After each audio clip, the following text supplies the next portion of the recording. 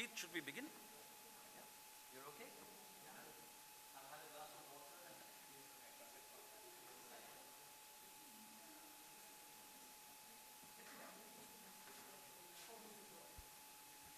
okay, friends, we'll begin. Right? So a very warm welcome to all of you to this very special edition of the faculty seminar, although the attendance is slender. It is my privilege and honor to welcome our guest speakers, Professor G. Omkarnath and Professor Romar, Correa.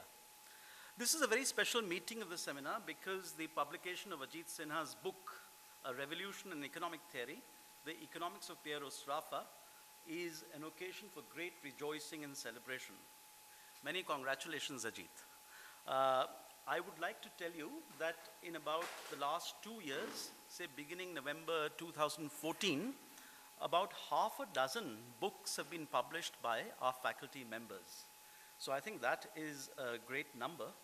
And Himanshu and I, who run the seminar, would like each of these to be discussed in the faculty seminar. So while we as a faculty have been quite productive in our research, the faculty seminar doesn't seem to get the kind of attention, focused attention, it ought to get. I want to organize the seminar from 11 to 1. That is my preference. But of course, there are meetings and other events happening at that time. So usually we've been organizing it from 9:30 to 11, except when we have visitors from outside. I think it's a bit of a challenge to get people to the seminar, and we'll have to do something about this. On the other hand, it's also true that seminars attract very specialized audiences, experts in a given area, and people who are truly immersed in that area, truly interested. Hence, the numbers in this room should not be a cause of undue pessimism, I think. I remember that even in Cambridge, sometimes the seminar had only 4 or 5 people, because there were so many seminars that one could go to at one point of time. So 5 o'clock in the evening on a Friday, you could go to about 6 seminars. So people got divided, and there were only 4 or 5 in a given seminar. I feel very honored and happy to introduce the chair of this panel discussion, Professor Chiranjeev Sen. He'd like to call himself a moderator, so whichever word you prefer, moderator or chair. Professor Chiranjeev Sen received his PhD in economics from Stanford University, an MA from the Delhi School of Economics, and a BA honors from Presidency College, Kolkata. His research interests are government role and capacity under market reform, governance, innovations and administrative reform, regulatory institutions and dynamics, developmental states in Asia, public policy, higher education and professional ethics. Before joining Azim Premji University, Chiranjeev was a professor of economics and social science in the Indian Institute of Management, Bangalore. He was the founding chairperson of the Center for Public Policy at IIMB and led the initiatives for long duration training of senior policymakers. He's been affiliated with a number of academic institutions in India and abroad. These include Professor at the Center for Development Studies, Trivandrum, Harry Reynolds, International Visiting Professor at the Wharton School, Visiting Scholar, Maxwell School for Citizenship and Public Affairs, Syracuse University, Visiting Scholar, Harvard Institute of International Development, and Visiting Professor, Vassar College. He was the first Indian to serve as president of the Shastri Indo-Canadian Institute, which is a member network of leading Indian and Canadian higher education institutions. He was an independent director of Indian Overseas Bank and of KIOCL Limited. I've read out this bio because I think even in the university we sometimes don't quite know what our colleagues have been doing. So it's sometimes important to read something very formally, even if it is at our own faculty seminar. May I invite you on this side of the room, and I think the privilege of introducing our guest speakers will be yours. Over to you, Chiranjeev.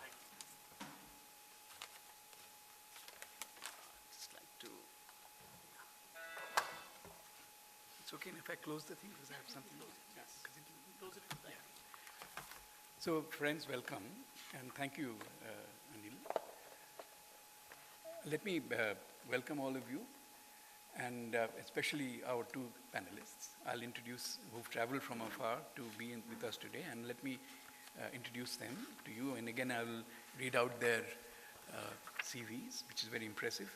Professor Omkarnath is a professor of economics at the Department of Economics, University of Hyderabad. Before the year 2000, he served on the faculty of Center for Development Studies, Trivandrum, so we have something in common.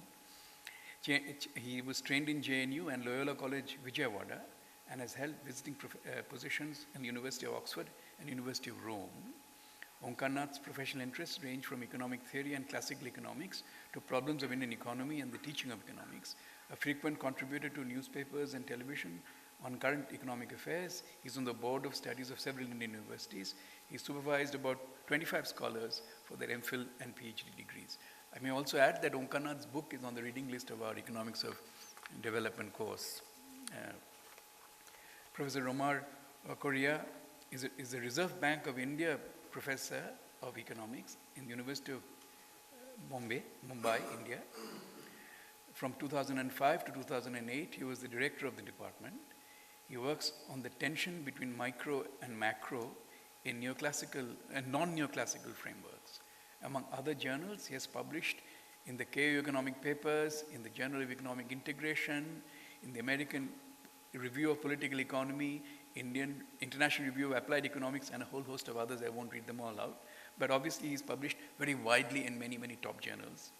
He was a visitor, Maison des Sciences de l'Homme, in Paris in 2004, the French government postdoctoral scholar, 1996-97, and Groupe de recherche sur la régulation de l'économie capitaliste.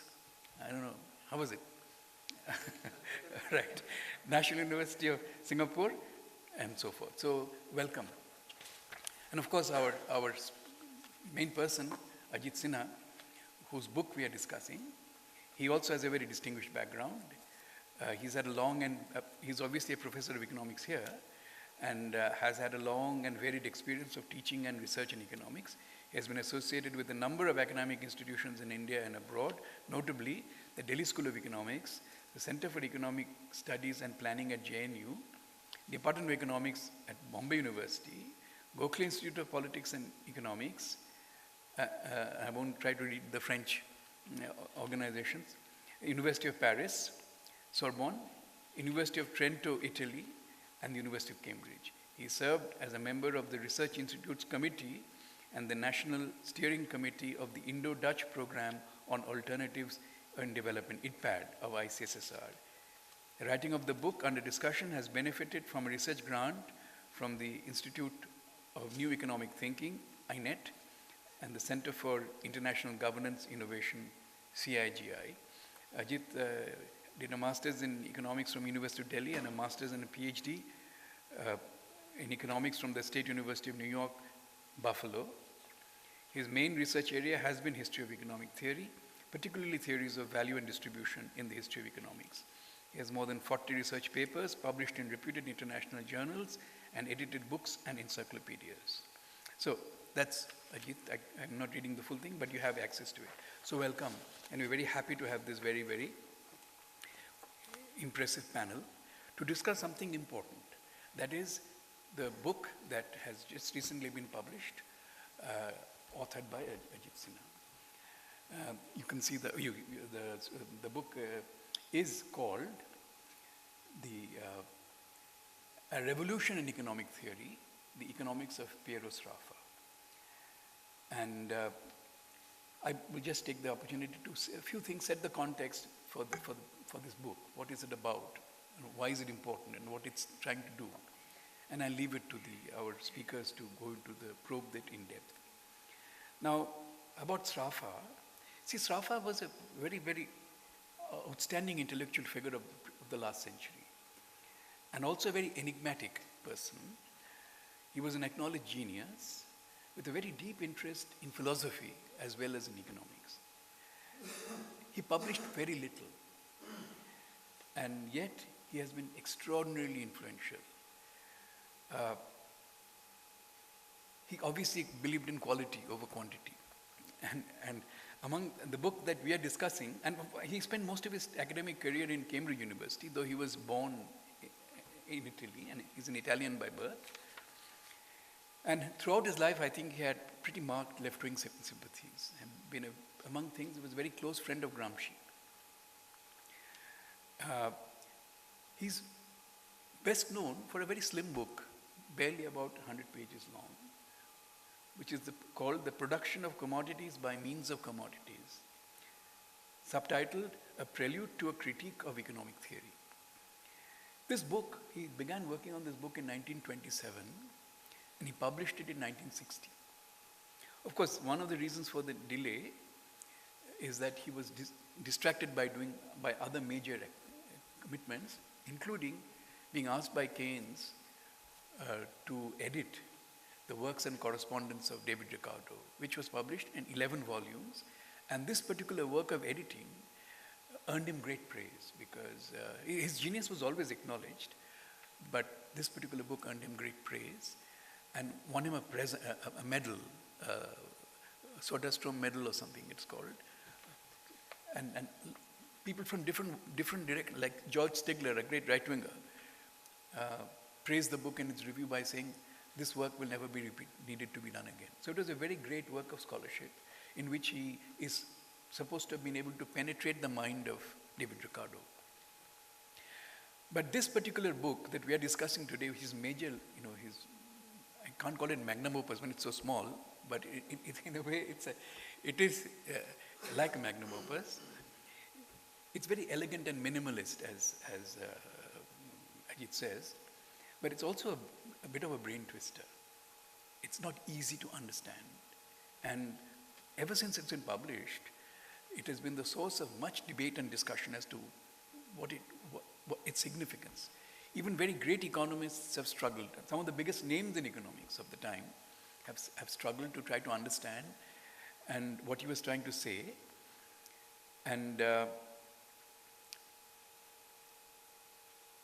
you'll see that, and they remained a little bit mystified about what the purpose of and content, real solid meaning of Sraffa's contribution was. So it's that way a very unusual book. Because he wrote so little, Sraffa himself is not particularly well known as a personality, and one doesn't know what he thought about, how he thought, and what he did, because he left very little imprint outside. And if someone writes a lot, then you know what he's thinking. But Sraffa didn't do so. And Ajit's book is an effort to fill this gap, to make us understand what was Sraffa's intellectual trajectory. How did he come about doing what he did? And the book is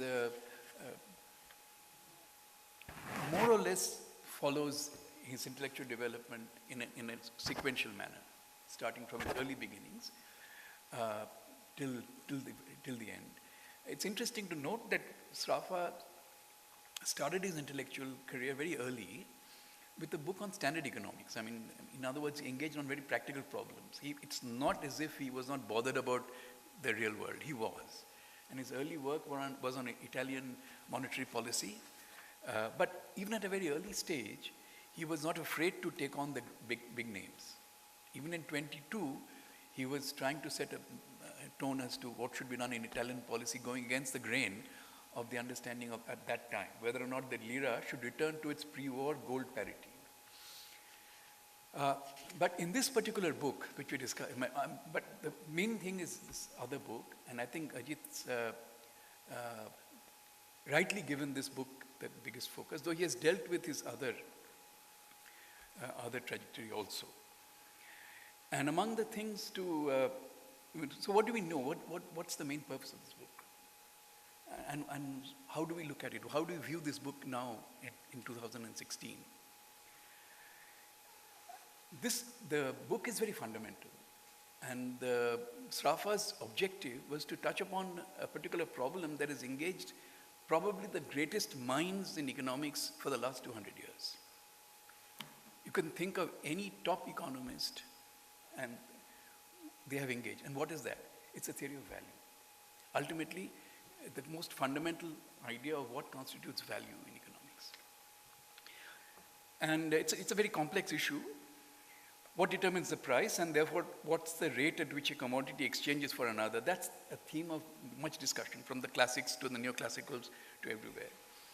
Now, what the significance of this, of Sraffa's work is that Sraffa actually laid the foundations of an approach to economics which is completely contrary to what is now in the textbooks that we're teaching regularly. The modern textbooks are dominated by neoclassical economics, and it has certain critical assumptions, and Sraffa was trying to oppose that. So he's really very contrary to that. That's why it's very significant what he's trying to say. And what are the things about the modern economic thing that he was opposing, which you now almost take for granted? Well, first of all, most of us think of prices in terms of pure demand and supply, which explains how prices change when demand and supply conditions change. And it's very focused on a concept of equilibrium. It's also generally assumed that partial analysis is okay, that you can actually study different markets independently. And the whole theory is highly focused on an idea that we now take for granted after initially scratching our heads when first introduced in the classroom, which is the idea of marginal benefit, marginal utility and marginal cost. We take it for granted almost, don't think twice, and accept it. But Sraffa didn't want to accept that. And one of the reasons he didn't, of course, elaborate reasons, but one of the important reasons is that he considered this not very objective. He didn't consider it scientific. It contains very deeply embedded the idea of subjectivism, apart from other problems. Of course, this neoclassical, the other part of it is that according to the neoclassical theory, distribution of income between classes, that is capitalists and workers, and even landlords, is determined by what is called the marginal productivity of that particular factor that you are in possession of. I mean, if I'm a capitalist, I own capital, and I get the return which is connected with the marginal return on my property. And so what happens is in this situation is that income distribution in the neoclassical theory is determined by a technical parameter from the production system. But this view is a view that was consistently opposed and goes contrary to the entire range of economic thinkers led by Marx, but going back. So Ricardo's work is in what might be called the classical tradition. Adam Smith, Ricardo being the major names over there. Marx also, it's a question whether he's called a classical economist or not. But they attacked it. They attacked it from their own points of view. Marx, of course, with the theory of exploitation and so on and so forth. In recent times, Sraffa's work became very, very well known because it gave the foundation of an attack launched by modern day neo-Sraffians or neo-Keynesians against the dominant neoclassical theory. And basically that they used Sraffa, one of his key findings, to make the argument that you cannot separate out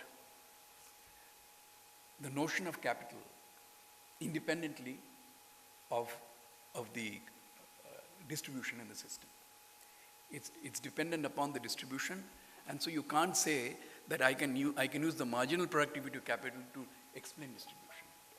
And so this theory was therefore very important. But after Sraffa, what has happened is the strength of his logic could not be destroyed. But many people, many different schools of thought, including the neo-Sraffians and neo-Keynesians, have tried to incorporate Sraffa's findings into their modern theories and trying to explain Sraffa as a special case of a more general thing which they believe in. And this is something that Ajit has tried to oppose, saying that this kind of taking Sraffa and then putting him in your own box as a special case is not correct. And this is, I would say, the major contribution of his work. And to do that, he has taken the most arduous task of going through Sraffa's own writings and other things written by him, enormous literature, including his actually handwritten notes. So that's the main purpose of Ajit's book. He's taken what might be called a foundational approach. Sometimes I felt maybe I should I say fundamentalist, but I didn't want to. But by going to Sraffa and going to say this is what he really meant. I often think of many preachers who take the thing and quote out the chapter and verse as what actually was sent by Prophet X and Prophet Y. So in some sense, it's that, but that's a joke. But actually, the idea is that he wants to trace the intellectual development of Sraffa by what he has written, because even though he published a little, he's left a mountain of notes. Anyway, I won't get into the content of it, but essentially to say what is the ambitious objective that Sraffa had. And one of the things he wanted to do was to move beyond the classics, because most classics, starting with Adam Smith, did the most natural thing in the beginning to try and measure value by labor content. But this agenda became complicated because you have commodities that contain not only made by labor, they're made by labor and capital. So this concept of embodied labor and indirect labor, direct and indirect labor comes into the picture. And then it takes a long time to produce, so the element of time enters. So as a result, ultimately, the search for the labor theory of value turned out to be complicated, not very, and most important for Sraffa was that whenever you take labor, you can't get away from the subjectivity, disutility of labor involved. Anyway, his basic goal was therefore to have here is his philosophy thing comes into it. He wanted a pure measure of value.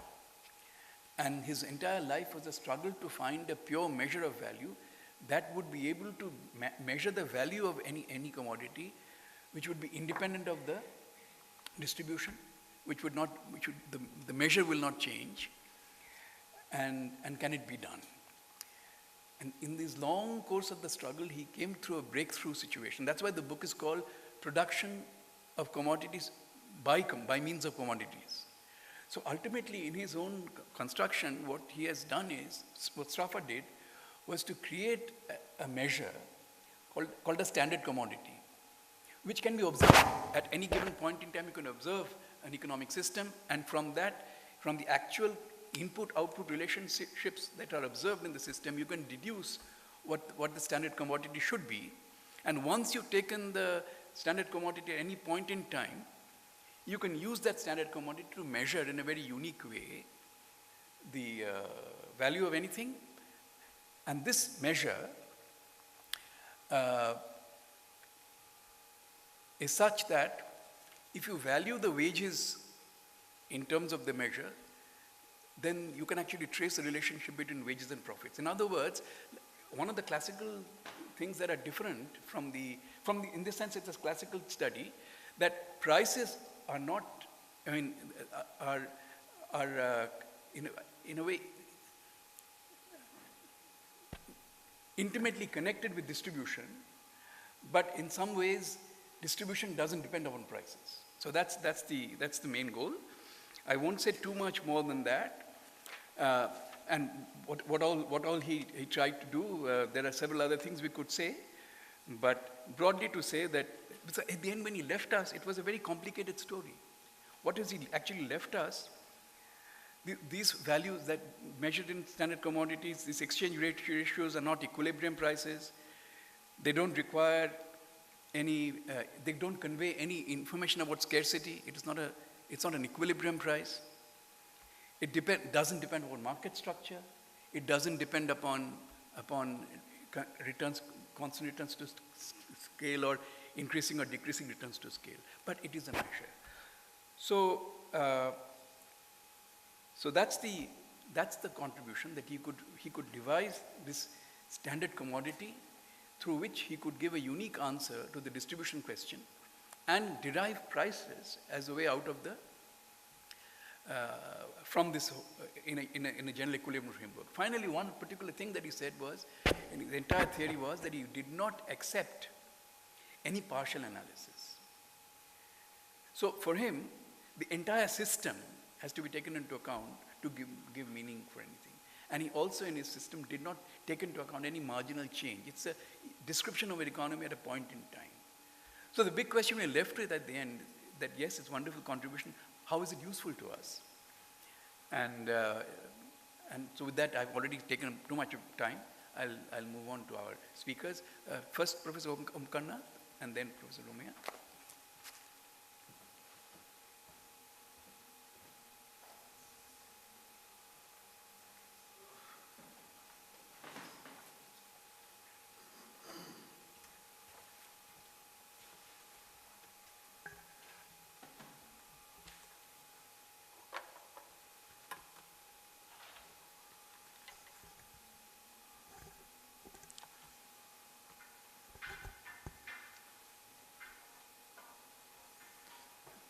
Professor Chiranjeev Sen, Professor Anil Sethi, other organizers of this event, I'm extremely grateful to you, as well as to several other friends in front of me who have been related to me in one way or another, as friends, as fellow teachers, as acquaintances, or members of same institutions at various different time points and so on.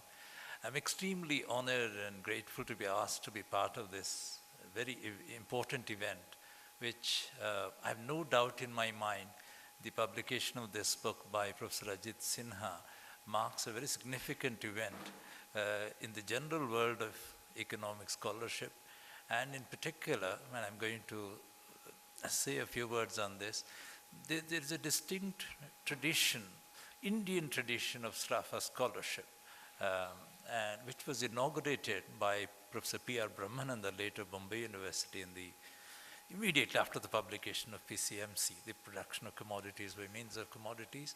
Then a whole generation of Indian economists took on to it very, very passionately. You have Arun Bose, you have Gautam Mathur, you of course have Krishna Bharadwaj, you have Anil Biswas, and for a while it seemed that the Gokhale Institute was very deeply engaged with the Sraffa system, although they appropriated it as kind of an input-output kind of stuff.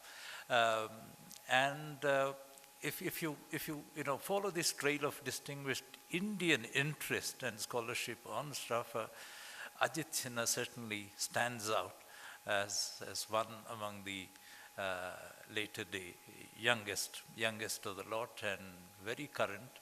And I've had the privilege of knowing him right from late 90s when he first gave us a seminar in CDS, which followed by when I got him to University of Hyderabad in the early 2000s for a set of lectures, both in the staff college and to our students. Then we kept in touch and I've had much to learn from him. And there's no doubt at all in my mind that this is a very significant publication for two reasons. I think primarily because it establishes more than others.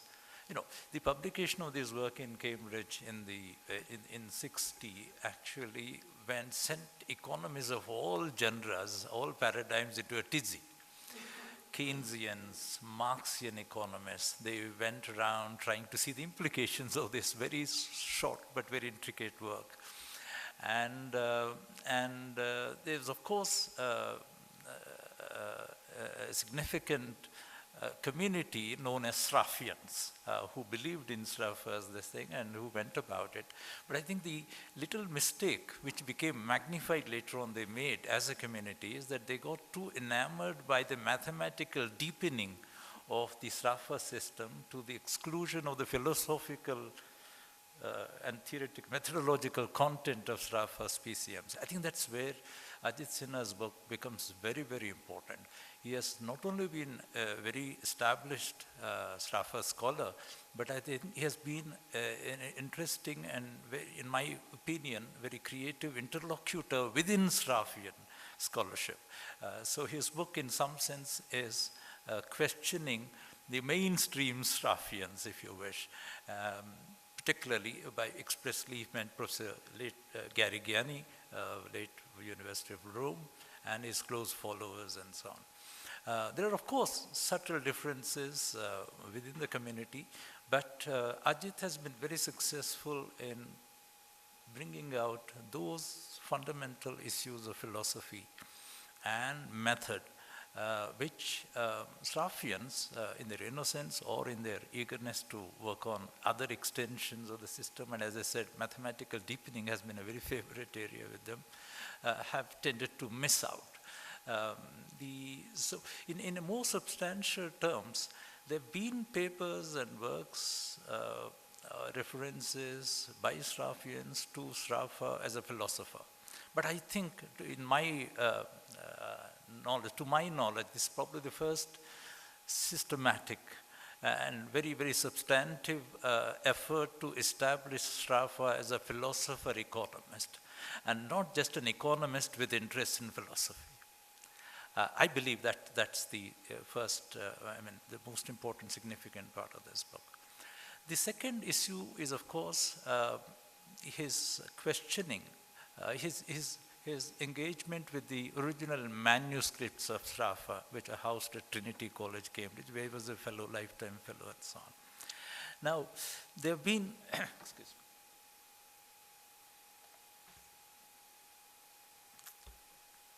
People, of course, before Ajit have looked at these papers,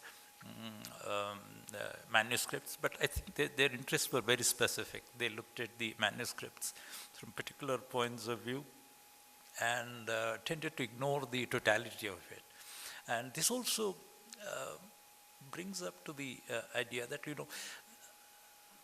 a beautiful mind, I think that's the phrase that is applied to a movie of on a famous mathematician. I think Sraffa is one of those beautiful minds. Now, a beautiful mind cannot be captured in its entirety by simply its unpublished manuscripts.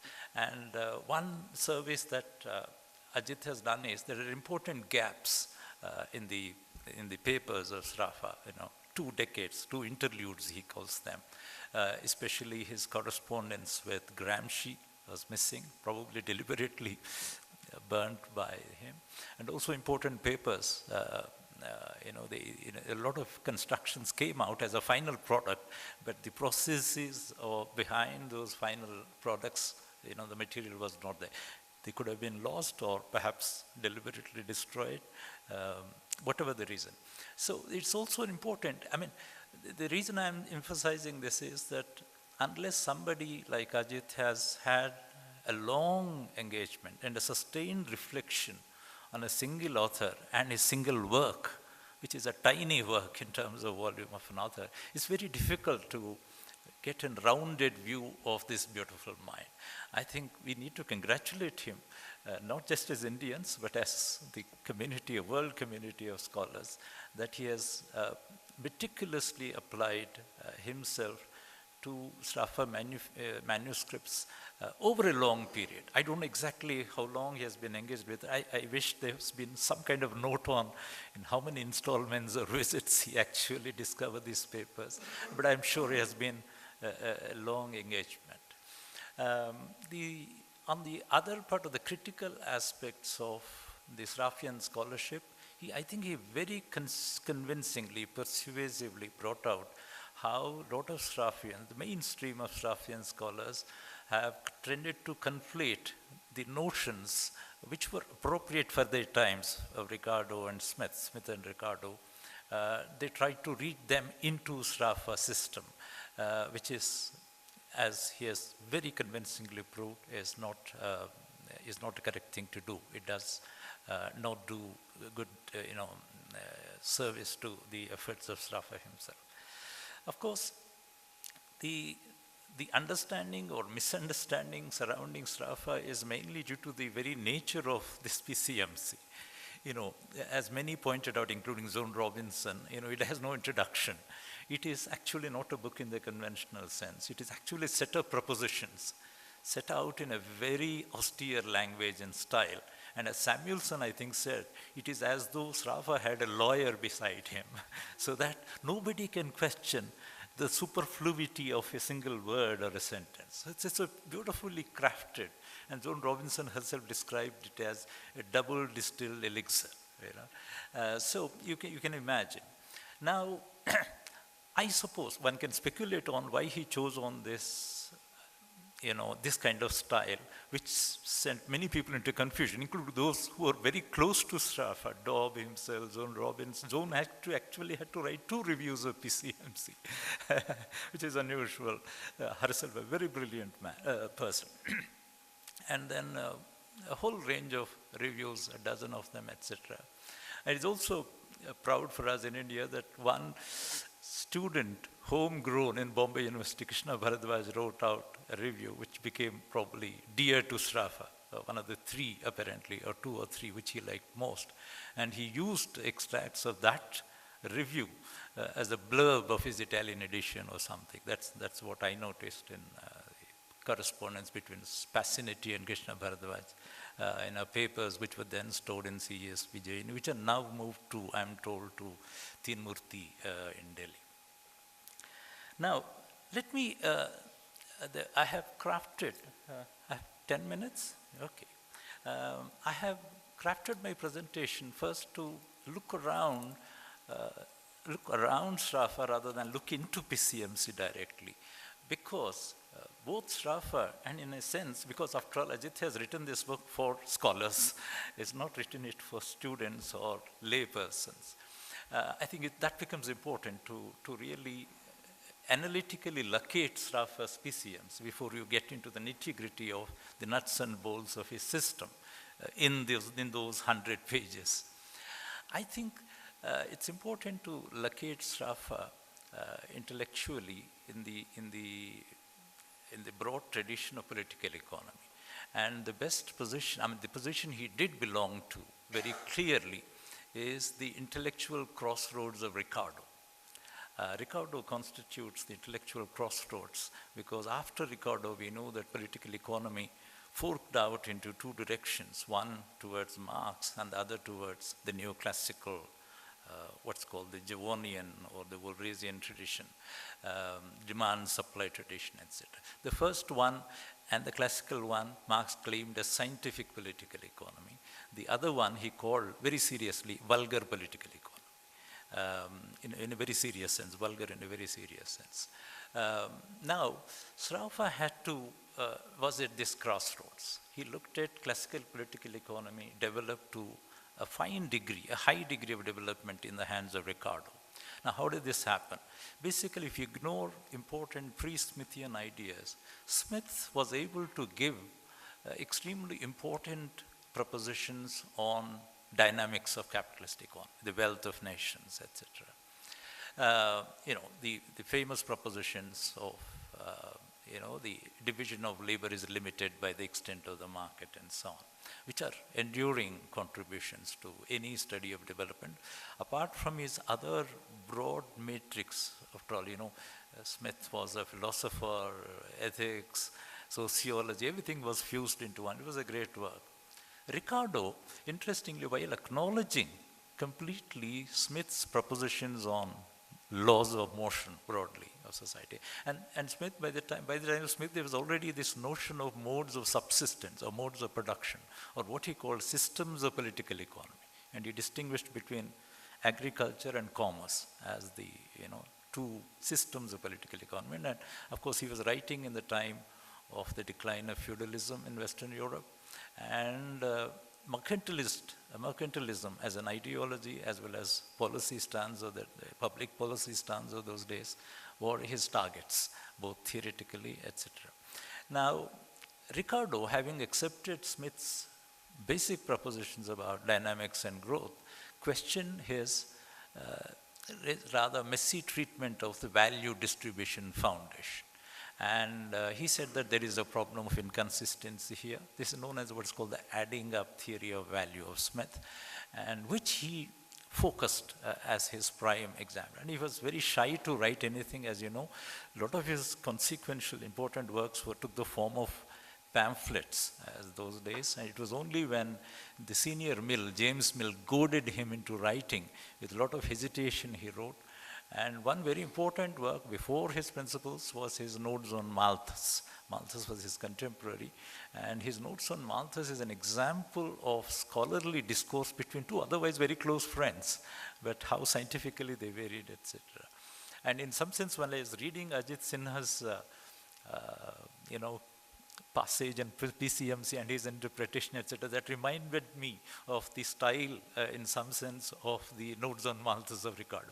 Ricardo had this manuscript of Malthus's principles, and on every page, he had a comment. So his comments were not divorced from the text of Malthus's treatise. And now, what was Ricardo's problem? Basically, or in fact even Smith's problem. Basically, Smith and Ricardo were interested in first of all, classical political as a system of thought arose not out of any intellectual curiosity as such, but in an effort to solve practical problems of public policy. So it's not an intellectual project, like in some sense the neoclassical theory has been, the general equilibrium, etc., etc.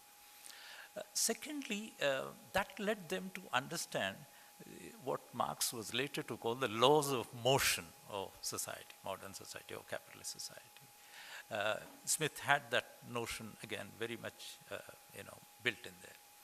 Now, while their interest was in the dynamics of capitalism, the antecedent to that understanding of accumulation was the theory of distribution. Because how does the existing surplus generated in the economy get distributed across classes? Because that seemed to determine the consequences for accumulation. Suppose if a lot of surplus generated in the system ends up in the passive or parasitic class of landlords, then it will mute accumulation, productive accumulation. Workers in any case, those days, at least that part of early capitalism, were getting subsistence wages, so their capacity to save and effect accumulation was rather limited. Therefore, the only dynamic class at that time was the capitalist class, and everybody was then focused on, what determines the rate of profits, or the profits as a share of national income. That was the guiding principle for understanding capitalist dynamics. Now, when they tried to look at the problem of distribution, they encountered this problem of value. And Ricardo famously, and Ajit mentions this, quotes this actually, said that in one of his early writings, while it is true that chapter on value is the first chapter of Ricardo's principles, but he was scared of, he said, I'll be stopped by the word price or something like that. That's what Ajit himself quotes. He was scary. He saw that, you can't understand distribution without understanding value or prices. And when you go to the prices and try to develop a theory of prices, you are again pushed back to distribution, because underlying every theory of value is necessarily a theory of distribution. Now, they were lost, both classical economists and in a way even Marx, I believe, were lost in the circularity between value and distribution. They were aware of the problem, but I think the hurdle before them is the absence of an analytical device. Analytical device which will break through this circularity and reduce it to simultaneity between distribution and prices. Now, for that, they needed the mathematical tool of the theory of equations, which they were not in possession of. Neither Ricardo nor Marx. But they were aware of the problem. They tried to, towards the very end, as you know, Ricardo was trying to find, is in an effort to break through this circularity that Ricardo developed the Kahn model. Then when Malthus objected, the economy doesn't produce all corn, eats corn, invest corn, etc.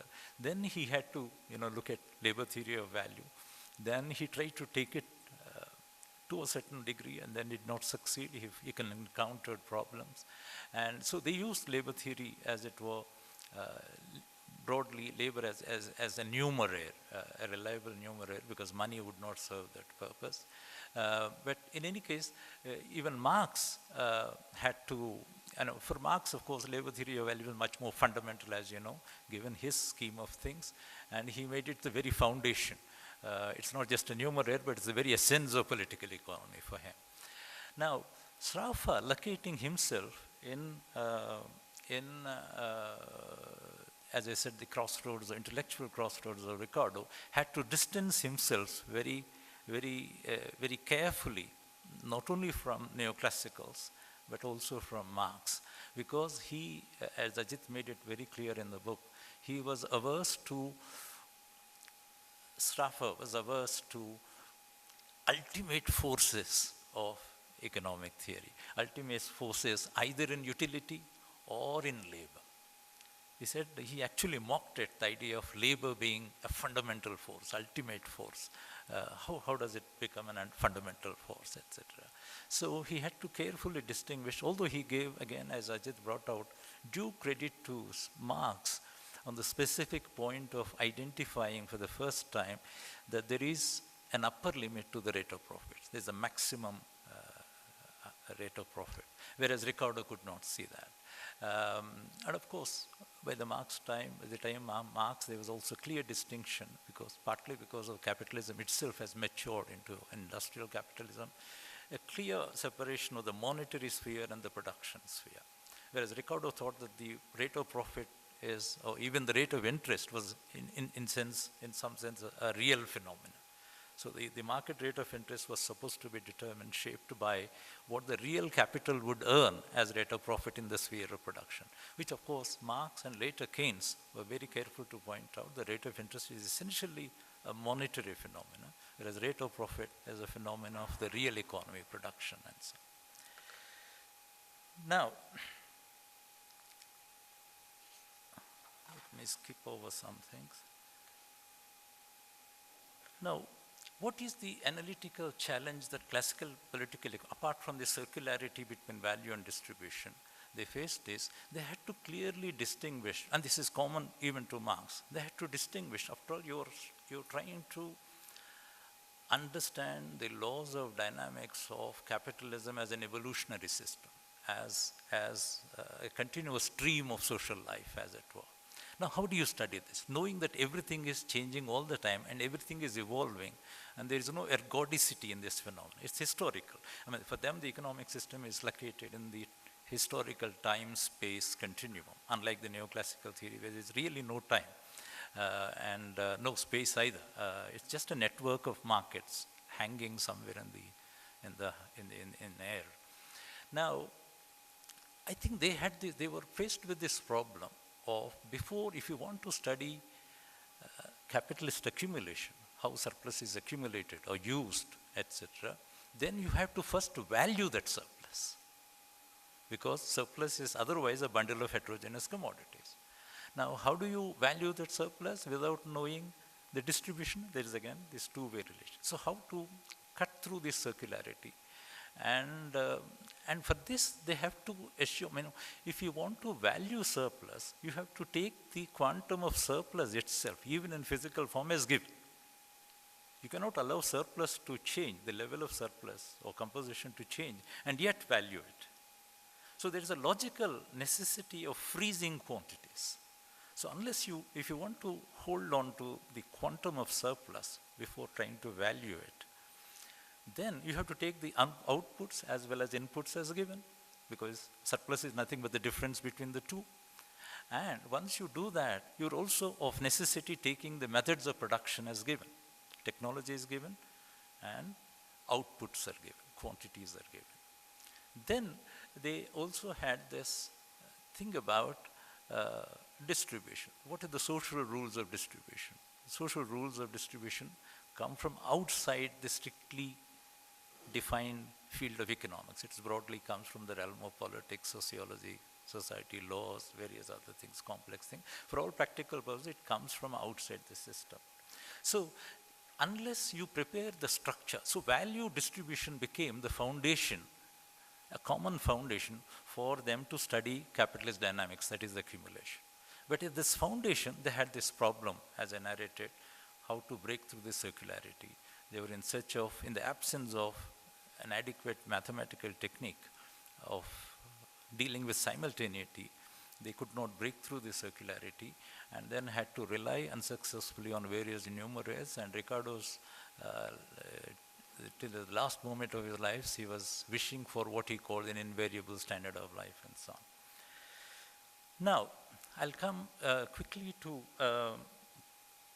Sraffa's what I believe to be the contribution, and I'm sure it broadly agrees with Ajit's position here. I, for one, believe that Sraffa's contribution lies, he takes the theoretical approach of Smith and Ricardo for granted.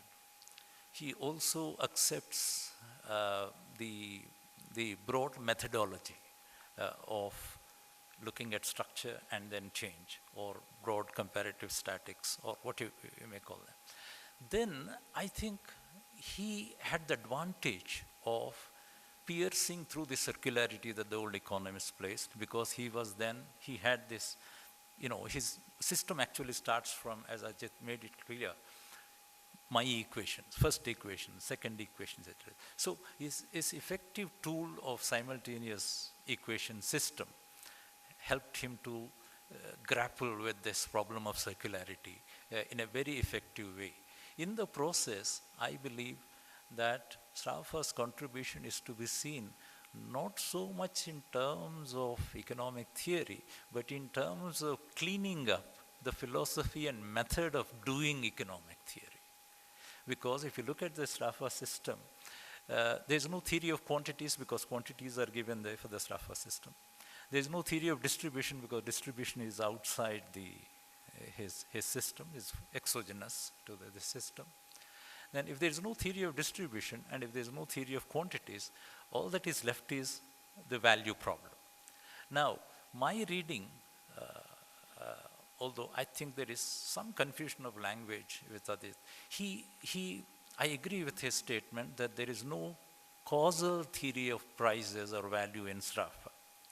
On the contrary, I'm little suspicious of his statement about there being a non-causal theory, because you don't associate theory with non-causality, right? I mean, I agree with him that Sraffa prices are essentially derived magnitudes. They're essentially mathematical solution to a system of equations. So the economic meaning of Sraffa prices, according to me, are indices of compatibility, consistency between two fundamental forces that he identifies. One is the conditions of generation of surplus. The other is the social, which are technical conditions. The other is the social relations of distribution of that surplus. These are the two fundamental rock bottom of the Sraffa system. I believe his prices represent conditions of logical consistency between these technical conditions of production of surplus and the social conditions of distribution of that surplus. So in this sphere, I tend to believe that Sraffa system does not pretend to be even a theory of value. Ajit mentions it, calls it a non-causal theory of value, but unless you bring out change, unless you bring about cause-effect, unless after all, theory is an explanation of something.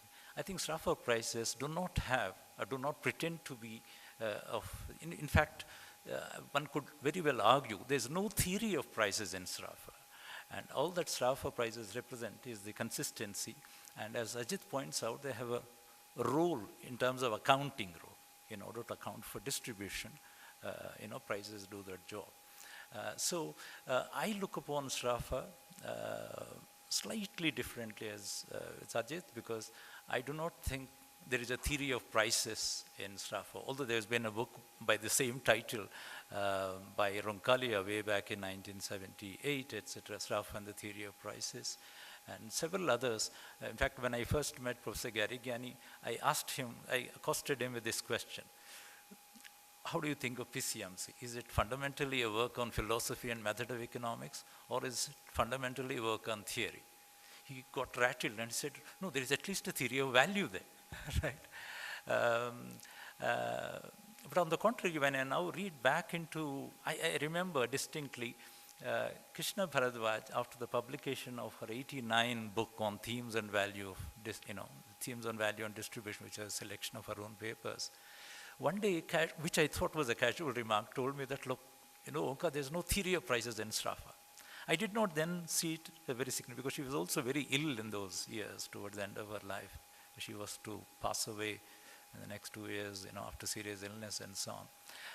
So it didn't strike me, because I was not working on Sraffa anyway. I was working on something very different, more mundane, on problems of accumulation and agrarian economy and so on. So it didn't strike me then. But now, as a teacher, when I teach this course fairly often, fairly regularly, I find that there is a deep sense in which she says that there is indeed no theory of prices there. Prices essentially play a logical and accounting role in the Sraffa system. This is something I would love, perhaps, I round off. I would expect Ajit, perhaps he would like to respond to it towards the end when he. So I conclude by saying that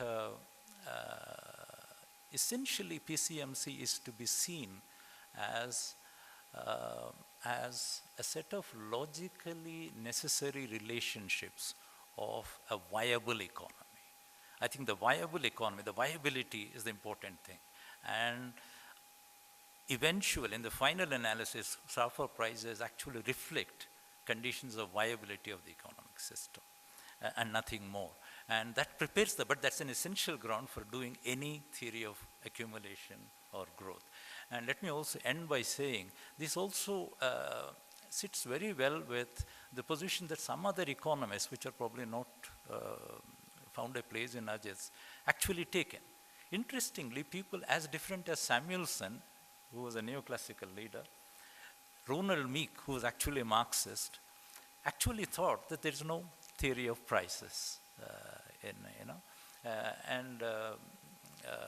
Actually, to quote this Ronald Meek's position, he said there is no catena of causes of prices in Sraffa. Therefore, there's no causal theory. Of course, Ajit also says there is no causal theory of prices, but I want to know the content and substance of a non-causal theory. Can there be a non-causal theory?